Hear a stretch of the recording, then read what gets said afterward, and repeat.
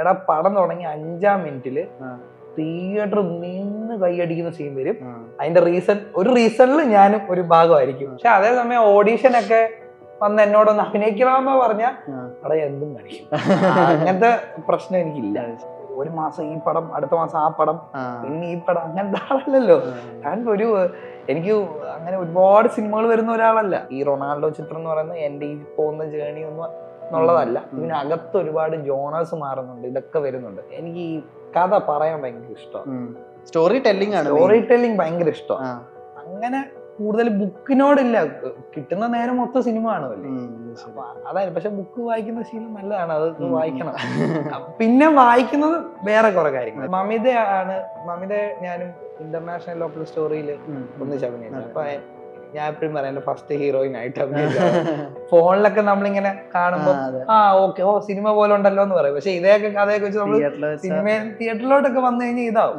ആ സമയത്താണ് അവനെ മറ്റേ RDX അവര് സോഫിയപ്പോളിന്റെ അവിടെ നിന്ന് കോള് വരുന്നത്. എടാ ഈ ഇന്റർവെൽ സമയത്താണ് അവിടെ വരുന്ന ആളാണ് അല്ലു അർജുൻ. അല്ലു അർജുൻ അവിടെ നിന്ന് അപ്പൊ ഇവന് ഓക്കെയാ. ഇവനിങ്ങനെയൊക്കെ കേൾക്കുമ്പോ ഒക്കെ അഭിപ്രായം തന്നെ പറയാന്ന് പറയുന്നത് ഇഷ്ടപ്പെട്ടില്ല. അതിൽ പോലും നമുക്ക് ആ സിനിമയോട് അല്ലെങ്കിൽ അവരെടുത്ത് റെസ്പെക്ട് ചെയ്യുന്നതിന് തുല്യമാണ്.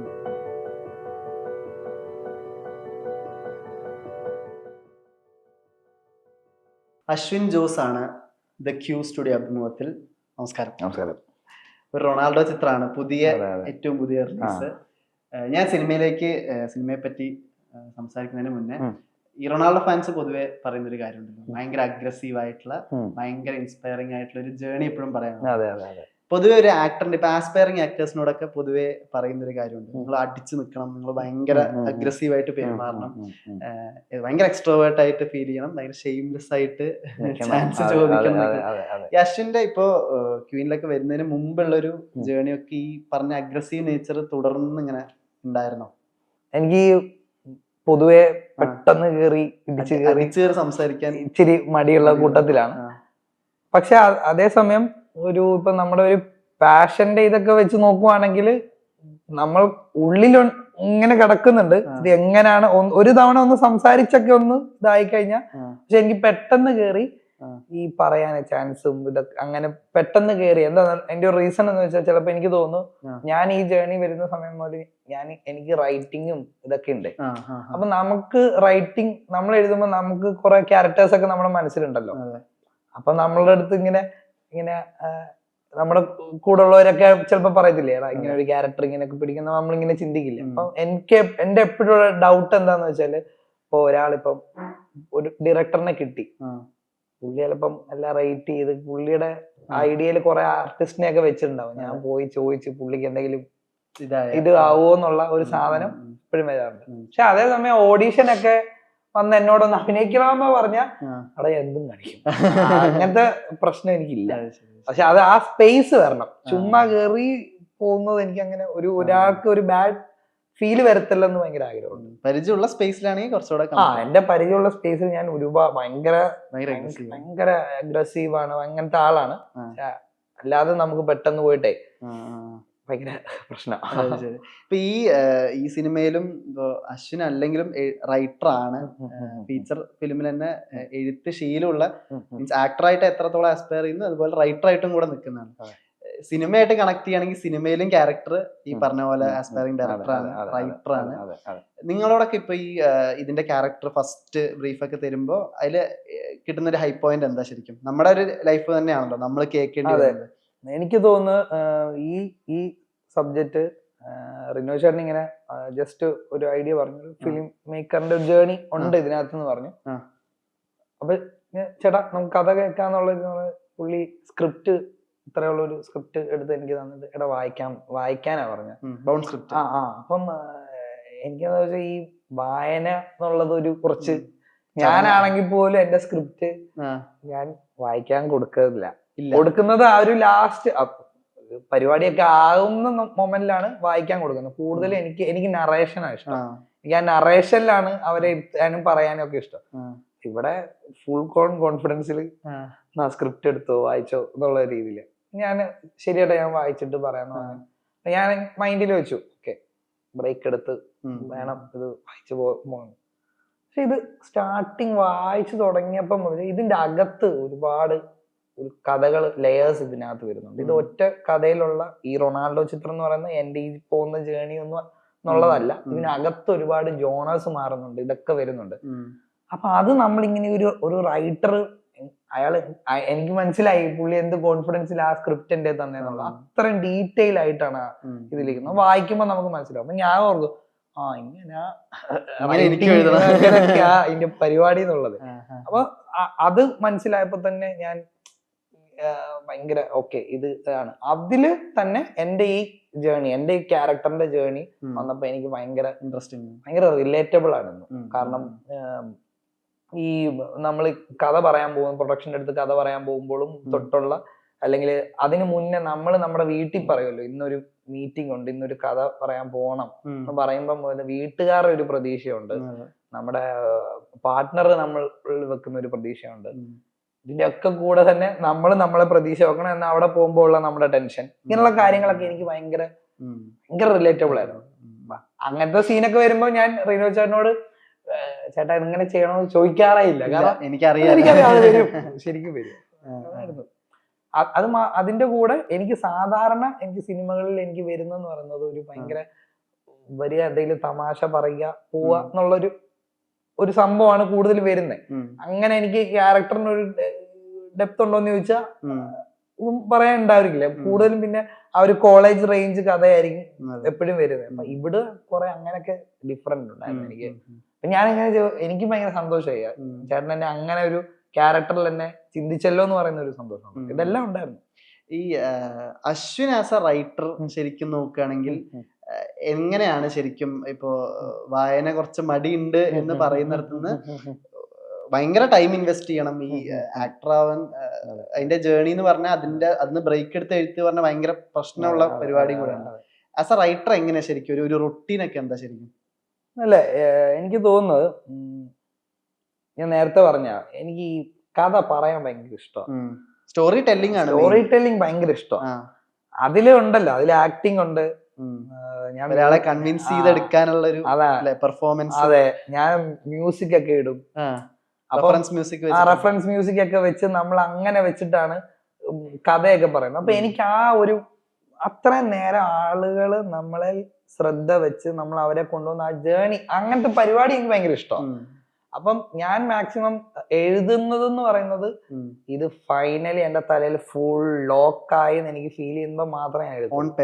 അതുവരെ മറ്റേതാണ് ഒരു കഥ പറയട്ടെ, ഒരു പരിപാടി ഉണ്ടെന്നൊക്കെ പറയത്തില്ലേ, അതിൽ കുറെ കാര്യങ്ങളുണ്ട്. നമുക്ക് ആസ് ആൻ ആക്ടറും ഇത് എനിക്ക് ചെറുപ്പം മുതലേ ഉണ്ടായിരുന്നു. സ്കൂൾ ടൈം മുതല് എന്റെ ഫ്രണ്ട്സിന്റെ അടുത്ത് ഞാൻ ഇങ്ങനെ കഥ പറയുമായിരുന്നു, അഭിനയിച്ച് ഇങ്ങനെ കഥ പറയുമ്പോൾ ഞാൻ ഭയങ്കര, പക്ഷെ എന്റെ കൈൻഡ് ഓഫ് എനിക്ക് ഇഷ്ടമുള്ള ഇപ്പൊ ഞാൻ എഴുതിയ സിനിമ അനുരാഗം എന്ന് പറഞ്ഞ സിനിമ, അതിന്റെ ജോണർ അതല്ല. ഞാൻ കൂടുതൽ എനിക്ക് കൂടുതൽ ഇഷ്ടം ഈ മാസ് ആക്ഷൻ അങ്ങനത്തെ ഒക്കെ ടൈപ്പ് ഇതാ. അപ്പൊ അതാണ് എന്റെ മൈൻഡിലുള്ളത്. അപ്പൊ ഞാൻ പണ്ട് ഇവന്മാരുടെ അടുത്ത് കഥ പറയുമ്പോ ഇങ്ങനെ പറഞ്ഞോണ്ടിരിക്കും. അപ്പൊ ഇവന്മാരുടെ മുഖത്തും നമുക്ക് മനസ്സിലാവും അപ്പൊ എന്തോ എക്സ്പെക്ട് ചെയ്യുന്നുണ്ട്. ചുമ്മാ ഞാൻ ആ നേരം ഒരു ട്വിസ്റ്റ് പറയും, ശരിക്കും അതാ.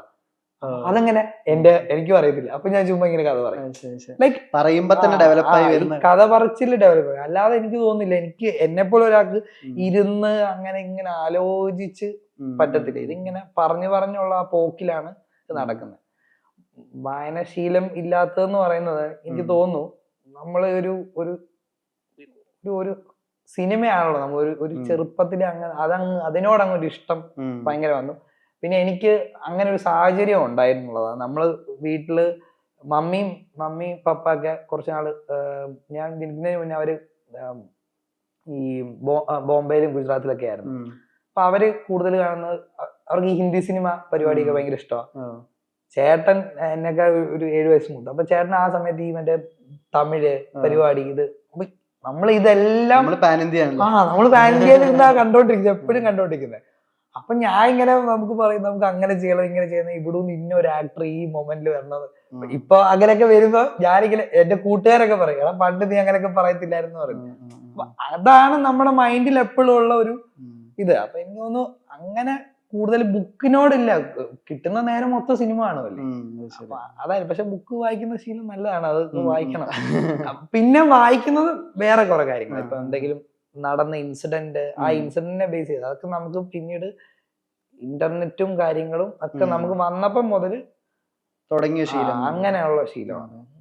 അല്ല ഞാൻ ചോദിക്കുന്ന ഒരു റൊട്ടീൻ ഒക്കെ ഉണ്ടോ? അപ്പൊ ഈ അഭിനയത്തിന് കട്ട് ഓഫ് ചെയ്ത് ഇനി എഴുത്ത് അങ്ങനെ ഒരു ഇതില്ല, ഇത് കണ്ടിന്യൂസ് ആയിട്ട് തലയിൽ ഇങ്ങനെ ആ നേരം എനിക്ക് എന്താ തോന്നുന്നത് അപ്പൊ ഇങ്ങനെ ചെയ്യാം. പിന്നെ ഞാന് എന്റെ കാര്യം പറയുമ്പോ ഞാൻ അങ്ങനെ മറ്റേ ഒരു മാസം ഈ പടം, അടുത്ത മാസം ആ പടം, പിന്നെ ഈ പടം, അങ്ങനത്തെ ആളല്ലല്ലോ ഞാൻ. എനിക്ക് അങ്ങനെ ഒരുപാട് സിനിമകൾ വരുന്ന ഒരാളല്ല. എനിക്ക് വളരെ ചുരുക്കം സിനിമ വരുന്ന, അതിന്ന് എനിക്ക് ഇഷ്ടമുള്ള സിനിമ ചെയ്യുന്നു എന്നുള്ളിടത്തു നിന്നാണ് ഞാൻ നിൽക്കുന്നത്. അപ്പൊ എനിക്ക് ധാരാളം സമയമുണ്ട്. ഇത് നിർത്തി ഇനിയിപ്പൊ ഇങ്ങനെയില്ല. ആകെ ഉണ്ടായത് ക്വീൻ കഴിഞ്ഞ സമയത്താണ് അനുരാഗത്തിന്റെ ഐഡിയ വരുന്നത്. അപ്പൊ ഞാൻ എഴുതിയ ആ നേരം എഴുതിയ ഒരു മാസം കൊണ്ട് അന്ന് എഴുതിയ സ്ക്രിപ്റ്റാണ്. പക്ഷെ അത് എനിക്ക് ഓൺ ആക്കാൻ കുറെ ടൈം എടുത്തു. ഇപ്പൊ ഏത് ഐഡിയ മനസ്സിലുള്ള? ഇപ്പൊ ആക്ച്വലി 2-3 പരിപാടികളുണ്ട്. ഞാൻ അതൊക്കെ ഈ പറയുന്ന പോലെ നമ്മുടെ പിന്നെന്താ പറയുക, നമ്മുടെ ഫസ്റ്റ് സിനിമ നമുക്ക് തരുന്ന അതിന്റെ റിസൾട്ട്, ചിന്ത, അതൊക്കെ നമ്മളുടെ സ്പീഡിനെയും കാര്യങ്ങൾക്കൊക്കെ ഇൻഫ്ലുവൻസ് ചെയ്യും. അതെല്ലാം ഉണ്ട്. റൊണാൾഡോ ചിത്രത്തിന്റെ ഇപ്പോ സ്പെസിഫിക് ആയി പറയുകയാണെങ്കിൽ ഇപ്പോ ഒരുപാട് ജോണർ കടന്നു വരുന്നു. എന്തൊക്കെയാണ്, അല്ലെങ്കിൽ അതിനെപ്പറ്റി ഇപ്പോ വളരെ കുറച്ച് ഇൻഫർമേഷൻ ആണല്ലോ പുറത്ത് വിട്ടിരിക്കുന്നത്. ഇപ്പൊ ഒരു ടീസർ ഇറങ്ങിയിട്ടുണ്ട്, ട്രെയിലറും ഒരു സോങ്ങും ആണ്. എന്താണ് ഒരു ആമുഖം എന്നുള്ള രീതിയിൽ ഈ സിനിമ എന്താണ് ശരിക്കും? അല്ല, ഒരു ബേസിക് ആയിട്ടുള്ള ഒരു പോയിന്റ് നമ്മൾ പറയുമ്പോൾ ഇതിനകത്ത് ഹ്യൂമൻ ഇമോഷനില് വരുന്ന ഹ്യൂമൻ ഇമോഷൻ ആണ് കൂടുതൽ പറയുന്നത്. അതിൽ തന്നെ ഈ ലവ്, റിവെഞ്ച്, പിന്നെ എന്താ പറയാ, ഒരു ഇപ്പം ബ്രേക്കപ്പ് ഒക്കെ വരില്ലേ, ബ്രേക്കപ്പ് ഓരോരുത്തരിൽ എങ്ങനെ സംഭവിക്കുന്നു എന്നുള്ളത്, അങ്ങനത്തെ കുറെ ഏരിയകള് പല ക്യാരക്ടേഴ്സില്. ഏറ്റവും ഇതെന്ന് പറഞ്ഞാൽ ചേട്ടൻ, റിനോ ചേട്ടൻ ജെന്യൂൻ ആയിട്ട് തന്നെ അത് എഴുതിയേക്കുന്നത്. പുള്ളി അവന് മറ്റേ ഒരു അയ്യോ ഇങ്ങനെ ചെയ്താൽ ഇങ്ങനെ ആവുമല്ലോ, ഇങ്ങനെ സംഭവിക്കും എന്നുള്ള ചിന്തിക്കാതെ പുള്ളി ഇങ്ങനെ ഒരുത്തനാണ്, അവൻ ഇങ്ങനെ ചെയ്യും, ഇങ്ങനെ ഒരുത്തൻ ഇങ്ങനെ പോകും, ഇവന്റെ ഇതാ, ആ രീതിയിൽ പുള്ളി ചെയ്തിട്ടുണ്ട്. അപ്പൊ എനിക്ക് തോന്നിയപ്പോ ഞാൻ ഓർത്തു അത് ഭയങ്കര ഇതുണ്ട്. പിന്നെ ആ ചേട്ടന്റെ റൈറ്റിങ്ങിൽ ഭയങ്കര പാഷൻ ഉണ്ട് പുള്ളിക്ക്, പുള്ളിയുടെ ഇത് നമുക്ക് അത് കാണുമ്പോ നമുക്കും തോന്നുമല്ലോ ഈ ഇവരുടെ കൂടെ വർക്ക് ചെയ്യണോ എന്നുള്ള ഒരു ശരിക്കുള്ള ഒരു എക്സൈറ്റ്മെന്റ് നമുക്ക് അവിടെ തോന്നും. നമ്മള് ഇതിന്റെ ടീസർ അല്ലെങ്കിൽ ട്രെയിലർ കാണുമ്പോഴൊക്കെ നമ്മളെ എക്സൈറ്റ് ചെയ്യുന്ന ഒരു പോയിന്റ്, സിനിമയ്ക്കുള്ളിൽ സിനിമ എന്ന് പറയുന്ന ഒരു ടാഗ് ഉണ്ടല്ലോ. ഒരുപാട് സിനിമകൾ ഇപ്പൊ മലയാളത്തിലായാലും പുറത്തായാലും, ഉദയനാണ് താരം മുതൽ നോക്കുകയാണെങ്കിൽ, ഇപ്പൊ റീസെന്റ് ഹിസ്റ്ററി വരെ നോക്കുകയാണെങ്കിൽ ഒരുപാട് സിനിമകൾ ഭയങ്കര വർക്കായ സിനിമകളുണ്ട്. ഇതിന്റെ ഒരു പ്ലോട്ട് പോയിന്റ് ഡിഫർ ചെയ്യുന്ന രീതിയിൽ എന്തെങ്കിലും ഉണ്ടോ, അതോ സിമിലർ? അതിൽ എനിക്ക് തോന്നുന്നത് നമ്മളെ ഇപ്പം ഉദയനാണ് താരത്തിലെ അന്ന് പെയ്ത മഴയിൽ എന്ന് പറയുന്ന ആ സിനിമ നമ്മൾ അവിടെ ഷൂട്ട് ചെയ്യുന്ന 2 സീക്വൻസ് നമ്മൾ കാണുന്നു. പിന്നെ നമ്മൾ സ്ക്രീനില് പടം വെക്കുമ്പോ തിയേറ്ററിൽ എല്ലാരും കൈയടിക്കുന്നു, മറ്റേ സലിംകുമാറേട്ടൻ മറ്റേ ഇങ്ങനെ കാണിക്കുമ്പോ എല്ലാരും ചിരിക്കുന്നു. ഇതല്ല നമ്മള് കാണുന്നത് ഏതാണ്ട് എല്ലാ സിനിമയിലും. ഇതല്ല, ഇതാ സിനിമ കാണിക്കുക. നമ്മൾ കാണാൻ പോകുന്ന നമ്മളും ഈ പറയുന്ന നമ്മളും അതിന്റെ കൂടെ ആ സിനിമ കാണാൻ പോവാ.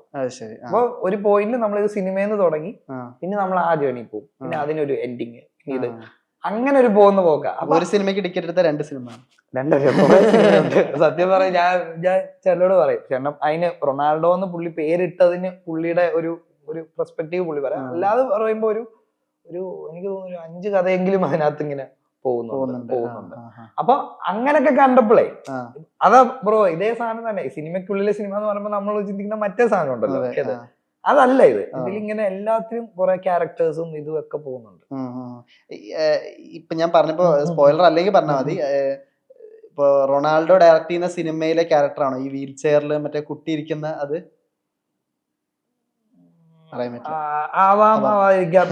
അല്ല, അതിൽ അങ്ങനെ കുറെ ഇതുണ്ട്. അതാ ഞാൻ പറഞ്ഞു, ഇതൊക്കെ ക്യാരക്ടേഴ്സ് ഒക്കെ ഇതിനകത്ത് പോകുന്നുണ്ട്. അതേ ഇതിൽ ഇപ്പൊ പറഞ്ഞപ്പോൾ എനിക്ക് പറയാൻ പറ്റുന്ന ചില കാര്യങ്ങൾ വെച്ചാൽ, ഇപ്പൊ ഒരു പടത്തിൽ തന്നെ നമുക്ക് പല പേസ് കാണാൻ പറ്റും. ഒരു സ്റ്റോറി ചിലപ്പം ഇച്ചിരി മറ്റേ ഇച്ചിരി സ്ലോ ഒരു പേസിലായിരിക്കും പോകുന്നത്, സ്റ്റോറി ചിലപ്പോൾ പോകുന്നത് ഇച്ചിരി സ്പീഡിൽ. ഇതൊക്കെ തന്നെ നമ്മൾ ഒരു സിനിമയ്ക്കകത്ത് ഇരുന്ന് ഇങ്ങനെ കാണുമ്പോൾ, പക്ഷെ ഇത് ആന്തോളജി കൈൻഡ് അല്ല, ആ സാധനം അല്ല. അതാണ് ഞാനും ഇത് ഓർത്ത് ഈ സ്ക്രിപ്റ്റ് വായിച്ചപ്പോൾ ഇതിങ്ങനെ ആയിരിക്കും തിയേറ്ററിൽ വരുമ്പോൾ നമുക്ക് എന്ത് ഫീൽ ആയിരിക്കും വരുന്നതെന്ന് ഞാൻ സത്യം പറഞ്ഞാൽ അതിനിങ്ങനെ വെയിറ്റ് ചെയ്യും. എന്നോട് ഇങ്ങനെ നമ്മുടെ ഫ്രണ്ട്സ് ചോദിക്കും, എടാ പടം എങ്ങനെ വന്നിട്ടുണ്ട് ഇങ്ങനെയൊക്കെ ചോദിക്കില്ല. എടാ പടം എന്നോട് പുള്ളി പറഞ്ഞ സാധനം അതിനകത്തുണ്ട്, ഇതെങ്ങനെയാണ് ഇത് കണ്ടിട്ട് ആൾക്കാർ എങ്ങനെയാണ് ഏത് രീതിയിലാണ് എന്തൊക്കെയായിരിക്കും ടേക്ക് അവേ ചെയ്യുന്നതെന്നുള്ളതൊക്കെ ഞാനും കാണാൻ ആഗ്രഹിക്കും. ആദ്യ സിനിമ എന്ന് പറയുമ്പോ എപ്പോഴും എല്ലാവർക്കും ഭയങ്കര സ്പെഷ്യൽ ആയിരിക്കും. അശ്വിന്റെ കാര്യത്തിൽ ഭയങ്കര ആഡഡ് ബോണസ് ആണ്. അതായത് ആദ്യത്തെ സിനിമയില് മറ്റേ ലിപ്സിങ് ചെയ്ത പാട്ട്, ലാലേട്ടനെ കുറിച്ചുള്ള പാട്ട്, ഫാൻ ബോയ് എന്നൊക്കെ പറഞ്ഞ് ഭയങ്കര ആഡഡ് ബോണസ് ആണ്. ഇപ്പൊ പറയുകയാണെങ്കിൽ ഇപ്പൊ ഈ ലാലേട്ടന്റെ ഒരു ഹൈ ഫേസിൽ പോലും അന്നത്തെ ഈ അശ്വിന്റെ വാക്കുകൊണ്ടുള്ള പാട്ടാണല്ലോ ഇപ്പോഴും ഈ റീലും ഇതൊക്കെ ട്രെൻഡിങ് ആയിട്ട് വരുന്നത്. ശരിക്കും ഈ നെഞ്ചിനകത്ത് ഇപ്പൊ പോലും ചിലപ്പോ പുറത്തു പോകുമ്പോ ആളുകൾ ചിലപ്പോ റെക്കഗ്നൈസ് ചെയ്യുന്നതും പറയുന്നതൊക്കെ ചിലപ്പോ നെഞ്ചിനകത്ത് ലാലേട്ടനായിരിക്കും. എത്തരത്തിലാണ് ശരിക്കും അശ്വിന് ഭയങ്കര സ്പെഷ്യൽ ആയിട്ടുള്ള മൊമെന്റ് എങ്ങനെയാ ശരിക്കും ഈ നെഞ്ചിനകത്ത്? അത് സ്ക്രിപ്റ്റ് റീഡിങ്ങിന് ഞങ്ങളെല്ലാരും ഞങ്ങളൊരു 8 പേര് ഇങ്ങനെ ഓഡിഷൻ കഴിഞ്ഞ് അവസാനം 8 പേര് ഞങ്ങൾ സെലക്ട് ആയി. ഞങ്ങൾ എല്ലാവരും ഇരിക്കുന്നു. ബിജു ചേട്ടൻ സ്ക്രിപ്റ്റ് പറയുന്നു. സ്ക്രിപ്റ്റ് പറയുമ്പോ നമ്മളിങ്ങനെ തുടങ്ങേണ്ട ഈ മൊമെന്റിൽ ഈ സീൻ വന്നല്ലോ, ഇങ്ങനെ മുനീർ അവിടുന്ന് ഷർട്ട് കീറുന്നു, നെഞ്ചിനകത്ത് പറഞ്ഞ് പാട്ട് പാടുന്നു പറഞ്ഞ് ബിജു ചേട്ടാ അത് ഇവന്മാരെല്ലാരും തന്നെ എന്നെ നോക്കുക.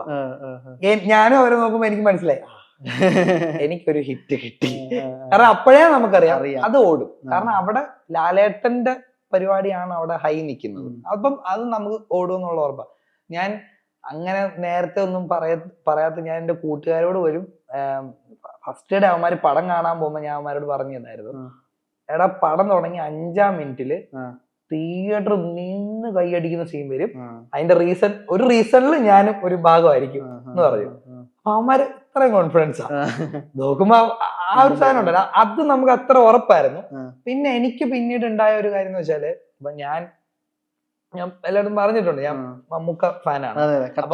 അപ്പൊ എനിക്ക് ഡിജോ ചേട്ടൻ എന്നെ ആദ്യമൊക്കെ കഥ പറയുന്ന സമയത്ത് ഇങ്ങനെ പറയണം ഈ ലാലേട്ടന്റെ ഒരു ഫാനാണെന്നൊക്കെ പറയുമ്പോ ഞാൻ എന്റെ മനസ്സിൽ പഴയ വിഷ്വലൊക്കെ പോകും. ഞാനും ചേട്ടനും തമ്മിൽ അടി ഉണ്ടാക്കുന്നത്, മറ്റേ നമ്മള് ചുമ്മാ നമ്മള് ചേട്ടൻ ലാലേട്ടൻ ഫാൻ. അപ്പൊ ഞങ്ങളിങ്ങനെ ചാനൽ 0 തൊട്ട് ഒരു 17 വരെ നമ്മളിങ്ങനെ മാറ്റും. എന്നിട്ട് നമ്മള് വെറുതെ ഇരിക്കുമ്പോ എത്ര മമ്മൂക്കയുണ്ട് എത്ര ലാലേട്ടനെ നമ്മൾ കണ്ടിട്ടുണ്ട്, അത് വെച്ചിട്ട് മമ്മൂക്കയാണ് കൂടുതലെങ്കിൽ അതിന്റെ പേരിൽ അടി ഉണ്ടാവുക. അങ്ങനെ കുറെ സംഭവങ്ങൾ അവിടെ ഉണ്ടായിട്ടുണ്ട്. അപ്പൊ ഞാൻ ഇതിങ്ങനെ കേട്ടിട്ട് എന്നോട് ഇങ്ങനെ കട്ട ലാലേട്ടൻ ഫാൻ എന്നൊക്കെ പറയുമ്പോ നമ്മുടെ മനസ്സിലേക്ക് സാധനങ്ങളെല്ലാം പോകുമല്ലോ. ബട്ട് ഞാൻ അത് ചെയ്യുന്ന സമയത്തും അത് പെർഫോം ചെയ്യുന്ന സമയത്തൊക്കെ എനിക്കറിയാം ഇത് അടിക്കും എന്നുള്ളൊരു സാധനം. ലിറ്ററലി അത് വന്നപ്പോ മുതൽ എല്ലാരും എന്നെ ആ പേരിലാണ് അറിയപ്പെടുന്നത്. ഞാൻ ഇന്നും ആ പേരിലാണ് അറിയപ്പെടുന്നത്. എനിക്കങ്ങനെ അതിന് ഭയങ്കര സന്തോഷമുണ്ട്. എവിടെ പോയാലും എൻ്റെ അടുത്ത് ഇത് പറയും.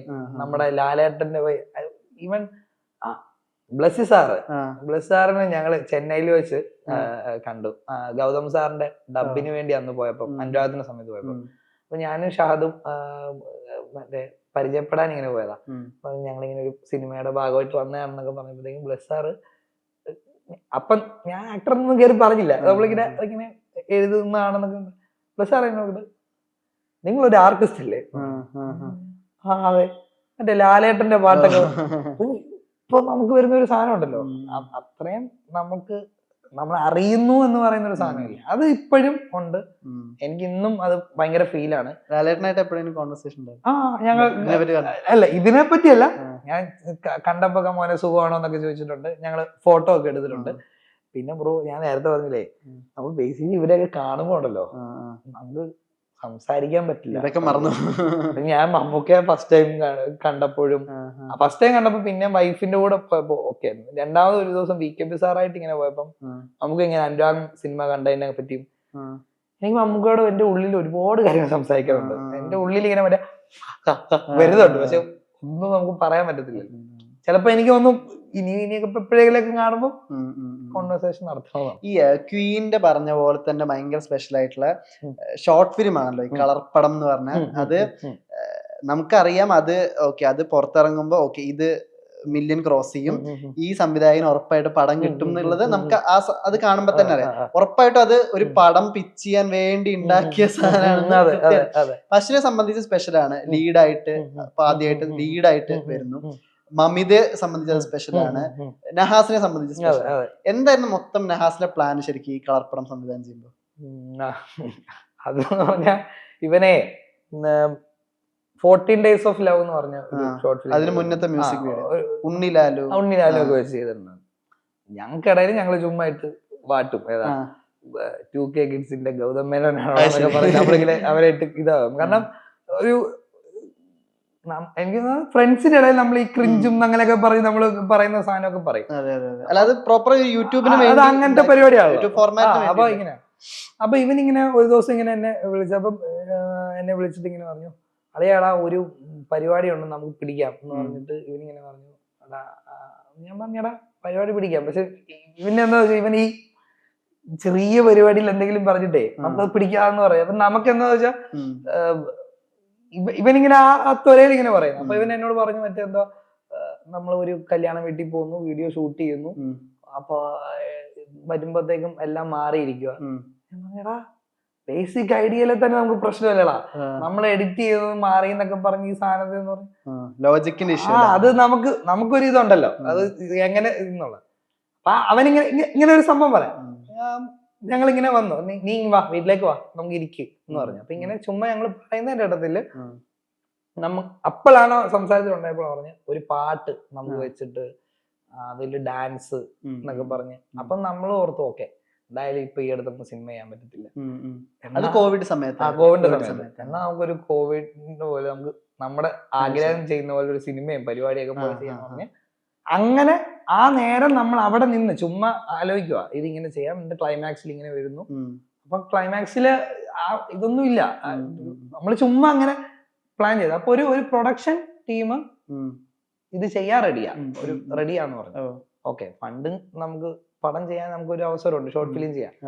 അപ്പൊ അങ്ങനെയൊക്കെ ഈ മമിത ഞാനും ഇന്റർനാഷണൽ ലോക്കൽ സ്റ്റോറിയിൽ ഒന്നിച്ച് അഭിനയിച്ചു. അപ്പൊ ഞാൻ എപ്പോഴും പറയാം എന്റെ ഫസ്റ്റ് ഹീറോയിൻ ആയിട്ട് അഭിനയിച്ച. അപ്പൊ മമിത ഞാൻ ഒരു നല്ല കൂട്ടാ, ഫസ്റ്റ് ഹീറോ ആയിരിക്കും അല്ലേ? എനിക്കറിയില്ല മമിത അതിന് മുന്നേ വേറെ ഏതെങ്കിലും ചെറുപ്പത്തിൽ ഏതെങ്കിലും ആ സമയത്ത് അവള് ചെയ്യുമ്പോ നമ്മൾ +1 +2 ആ സമയത്ത് കണ്ടാ വരുന്നത്.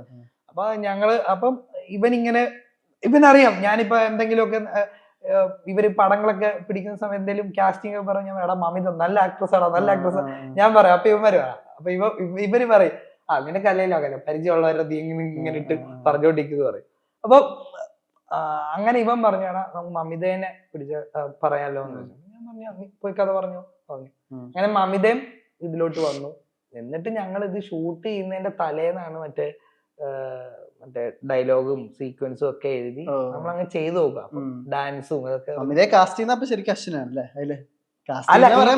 ഇവല്ല നഹാസ് പറഞ്ഞെന്ന് പറഞ്ഞാൽ നമുക്ക് മമിതേനെ ഇതിലേക്ക് ഷോർട്ട് ഫിലിമിലേക്ക്. അപ്പൊ ആ സമയത്ത് നമുക്ക് ഓപ്പറേഷൻ ജാവയും ഇറങ്ങിയിട്ടിരിക്കുവാ.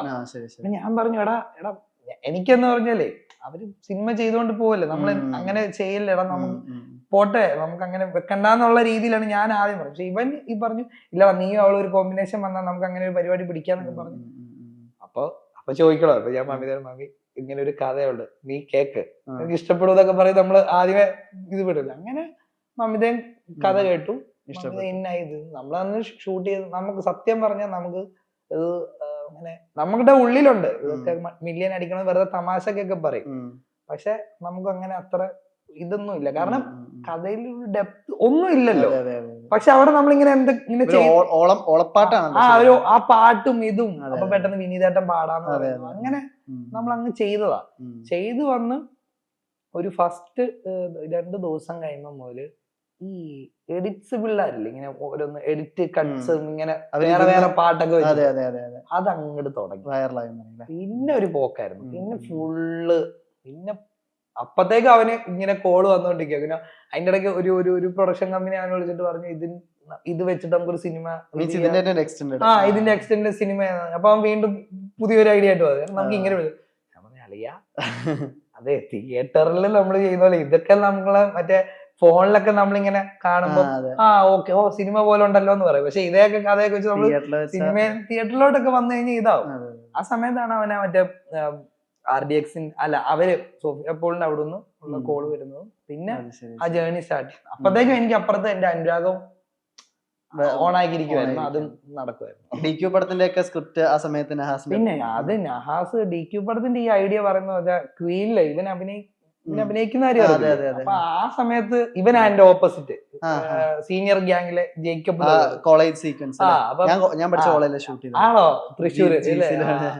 അവിടെ എപ്പോഴും അടി ഉണ്ടാവും എന്ന് പറഞ്ഞാൽ അടിക്കുമ്പം നമ്മൾ ഓരോ ആൾക്കാരെ വെക്കും. തല്ലുണ്ടാവുമ്പോ നിങ്ങൾ ഇവരെ അടിക്കണം, ഇങ്ങനെ അടിക്കണം. അപ്പൊ ഇവൻ അതിന്റെ മെയിൻ മറ്റേ പാർട്ണർ. നമ്മള് ഇടിക്കുക, അവനെ എന്നെ എടുത്തെറിയുക, ഞാൻ അവനെ ഇടിക്കുക. അപ്പൊ ആ സമയത്ത് ഇങ്ങനെ അവൻ പറയുമായിരുന്നു, അവനിങ്ങനെ ഈ ഒരു ഐഡിയ ഉണ്ട് ഒരു ഇതിനകത്ത്, ഈ സിനിമയിൽ ഒരു എലമെന്റ് ഉണ്ട്, ഇതിനകത്ത് ഒരു ഫാന്റസി കൈൻഡ് ഓഫ് ഒരു എലമെന്റ് വരുന്നുണ്ട്. ആ എലമെന്റ് അവൻ അപ്പം മുതലേ ഇങ്ങനെ ഐഡിയ പറയായിരുന്നു. അതിങ്ങനെ പിന്നീട് വർക്ക് ചെയ്ത് പല പല പല പ്ലോട്ടുകൾ ഇങ്ങനെ മാറ്റി ഇപ്പൊ വന്ന് നിൽക്കുന്നു. ആ എലമെന്റ് ഇപ്പോഴും എക്സൈറ്റിംഗ് ആണ്. ആ എലമെന്റ് ഉറപ്പായിട്ടും അത് വർക്കാണ്. അത് നമ്മൾ നേരത്തെ പറഞ്ഞല്ലോ, ചില സാധനങ്ങളുണ്ടല്ലോ നമുക്ക് ഇത് പറഞ്ഞിട്ട് ഇതെങ്ങനെ സ്ക്രീനിൽ വന്ന് കാണാൻ നിൽക്കുന്നുള്ളത്, അത് ഉറപ്പായിട്ടും ആ സമയത്ത് ആലോചിക്കുമ്പോൾ ഈ സ്കെയില് ഇത്രയും വലുതായിരുന്നു. എപ്പോഴും കഥ പറയുമ്പോ ഞാൻ പറഞ്ഞു, ഞങ്ങള് രണ്ടുപേരും ഇങ്ങനത്തെ കാര്യങ്ങളാ പറയാറുള്ളത്. നമുക്ക് അങ്ങനെ വരണം, ഇത് കൊണ്ടുവരണം. ഞാനൊക്കെ ഇപ്പോഴും ഓർമ്മയുണ്ട്, ഏതോ ഒരു കഥ പറയുമ്പോ, എടാ ഈ ഇന്റർവെൽ സമയത്താണ് അവിടെ വരുന്ന ആളാണ് അല്ലു അർജുൻ. അല്ലു അർജുൻ അവിടെ അപ്പൊ ഇവന് ഓക്കെ, ഇവനിങ്ങനെയൊക്കെ കേൾക്കുമ്പോ ഒക്കെ നമ്മൾ രണ്ടുപേരും ഇങ്ങനെ കുറെ ഇതൊക്കെ പറയുമായിരുന്നു. അല്ല സത്യം പറഞ്ഞ ഇപ്പൊ അങ്ങനെ എല്ലാം നടക്കുന്നുണ്ടല്ലോ എല്ലാ ഇൻഡസ്ട്രിയിലും. പറയാൻ പറ്റില്ല, നമുക്ക് നാളെ ഇത് ഈ സിനിമയിലേക്ക് വീണ്ടും വന്ന ഇപ്പൊ മറ്റ് കാസ്റ്റ് ഉണ്ടല്ലോ. ഇപ്പൊ ചൈതന്യ പ്രകാശ് വരുന്നുണ്ട്, മിഥുൻ വരുന്നുണ്ട്, അൽത്താഫ് വരുന്നുണ്ട്. ഇവരുടെ പരിപാടികൾ, ഇവരുടെ മീൻസ് കുറെ കഥകൾ ഉണ്ട് എന്ന് പറഞ്ഞല്ലോ. ചൈതന്യ ഉറപ്പായിട്ടും അശ്വിന്റെ കഥ വരുന്നത്, ബാക്കി എല്ലാവരും ഒക്കെ സെപ്പറേറ്റ് കഥകളായിട്ടാണ് വരുന്നത്. അത് നിങ്ങള് ബാക്കി ഈ പറഞ്ഞ പല പല കഥകളിലൂടെ പോകുന്ന ക്യാരക്ടേഴ്സ് ആണ്. എനിക്ക് തോന്നുന്നു മിഥുൻ എന്ന് പറഞ്ഞ ആ ചേട്ടന്റെ ഒരു പുള്ളിക്ക് ഒരു ഇതുവരെ ഫിലിം കരിയറിൽ കിട്ടിയ ഒരു ഏറ്റവും ബെസ്റ്റ് ക്യാരക്ടറാണ്. സൂപ്പർ ആയിട്ട് ചെയ്തിട്ടുണ്ട്. ഞാൻ ഭയങ്കരമായിട്ട് ആഗ്രഹിക്കുന്നുണ്ട് ആ പടം കഴിഞ്ഞാൽ ആ ചേട്ടനെ പറ്റി എല്ലാവരും പറയണമെന്ന് ഓർക്കുന്നു.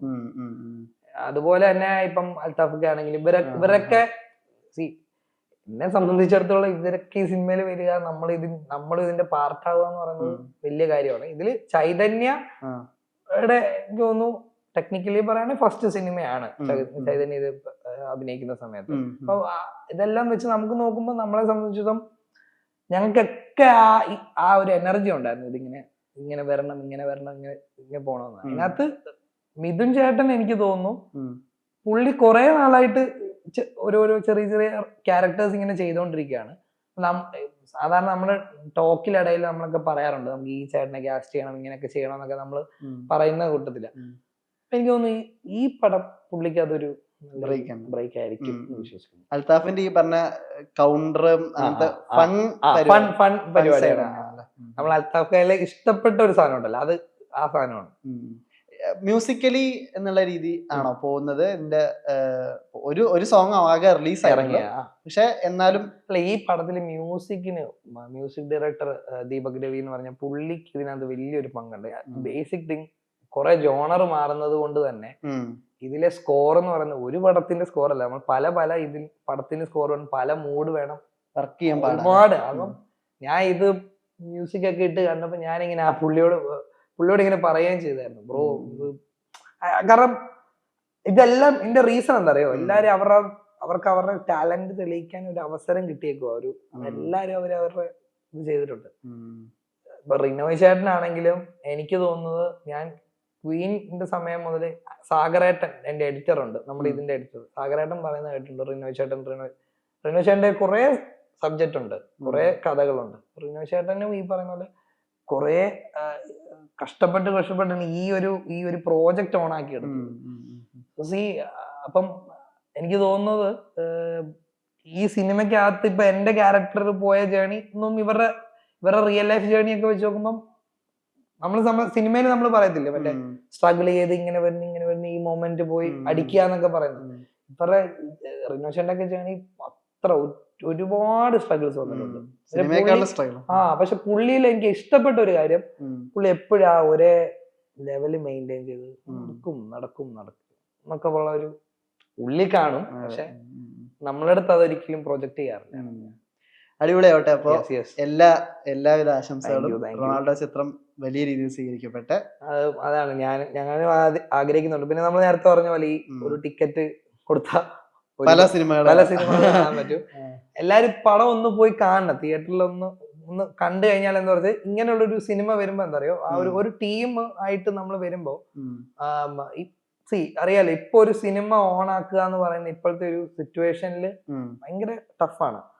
അങ്ങനെ ഒരു സിറ്റുവേഷനിൽ അവര് ഒരു ഗ്രൂപ്പ് വന്നേക്കുന്നതാണ് ഒരു പ്രോജക്റ്റ് ആയിട്ട്.